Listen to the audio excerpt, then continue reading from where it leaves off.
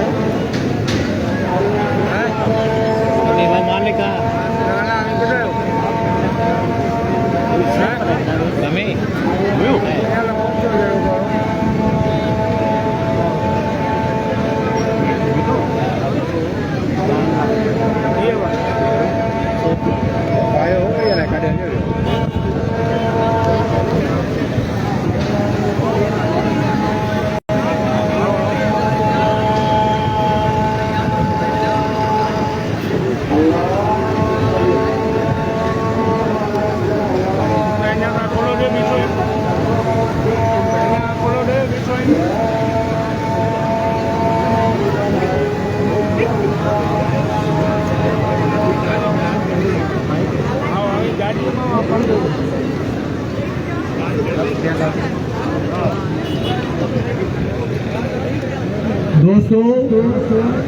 मां सब खां अॻु में सिंध एक्शन कमेटी में शामिल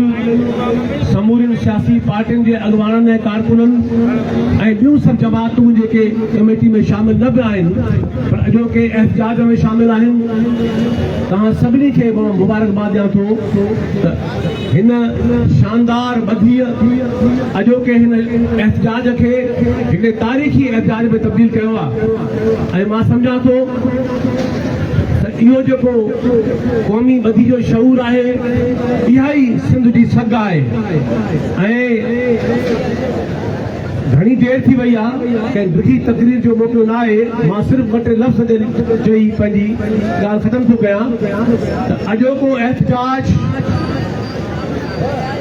ऐं काल अवामी तहरीक जो एहतजाज लाड़काने में हो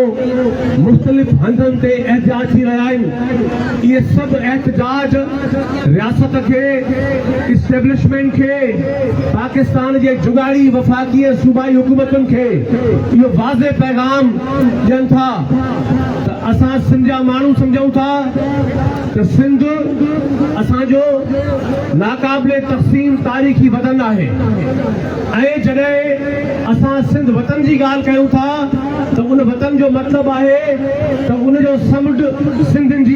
जी मिल्कियत आहे उन वतन जो मतिलबु आहे त कराची जो शहर सिंधियुनि जी ऐं सिंध जी मिल्कियत आहे उन वतन जो तसवर मतिलबु इहो आहे त सिंध जे ज़मीननि जो इंच इंच सिंध जी मिल्कियत आहे सिंध जो दरिया इन करे ही सभु एहतजाज ही गॾियल आवाज़ ही गॾियल पुकारूं ऐं पंध ही गॾियल ऐलान ऐं वचन इहो वाज़े करण लाइ आहे त सिंध जो किरोड़े माण्हू सिंध जा माण्हू कॾहिं बि इहो अख़्तियार न पाकिस्तान जी रियासत खे ॾींदा न वफ़ाक़ी हुकूमत खे ॾींदा न सूबाई हुकूमत खे ॾींदा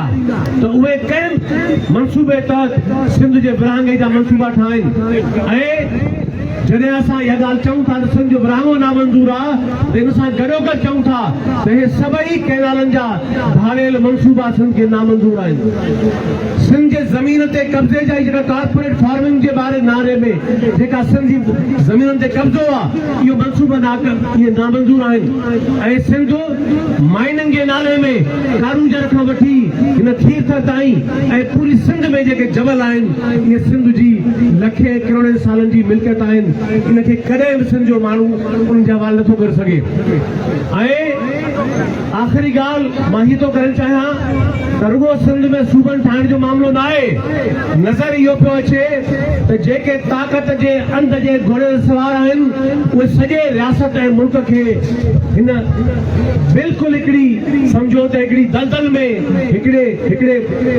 अहिड़ी खॾ में किराए रहिया आहिनि। तव्हां ॾिसो त जेके आइन में तरमीमूं थी रहियूं आहिनि,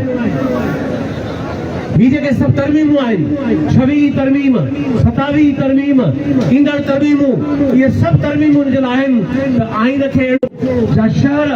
ऐं सिंध जी हक़ हाकमियत, उनजी ख़ुदि मुख़्तारी, इहे सभु ऐं उनजी वहदत सिंध जे अवाम जे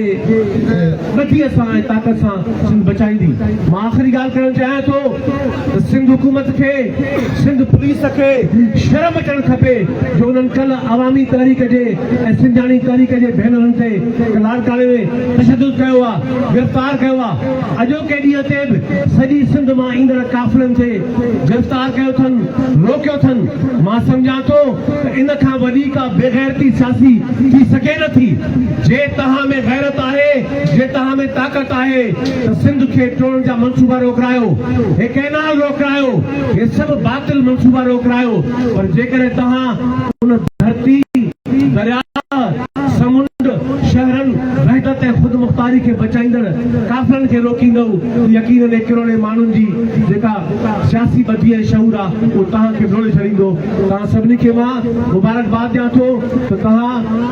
सभिनी दोस्तनि गॾिजी अॼोके हिन शानदार मार्च खे कामयाबु बणायो आहे। ऐं यकीनन हे मार्चूं, हे एहतजाज ऐं हे मुज़ाहिमतूं तेसि ताईं जारी रहंदियूं जेसि ताईं हे सभु बातिल मंसूबा हतमी तौर ते ख़तमु करण जो ऐलान नथो कयो वञे।